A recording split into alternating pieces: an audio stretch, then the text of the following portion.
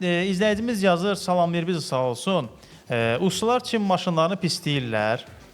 Ola bilər ki, yeni texnologiyadan başları çıxmır deyə onları pisləyirlər.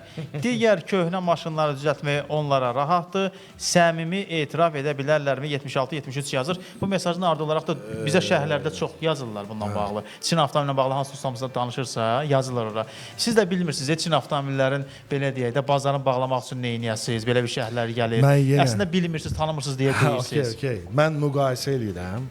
Mən hansısa bir avtomobili pisləyib, hansısa önə çəkmirəm. Sadəcə müqayisədir və bu yenə deyirəm, bu mənim öz şəxsi fikrimdir. Və mən istənilən bir sürücünün, istənilən bir dinləyicinin və bizə baxanların fikrinə hörmətlə yanaşıram. Okey olsun, mən bilmirəm, olsun, elə olsun, fərqi yoxdur. Amma məsələ avtomobil avtopromdan gedirsə, mənim öz şəxsi fikrimdir.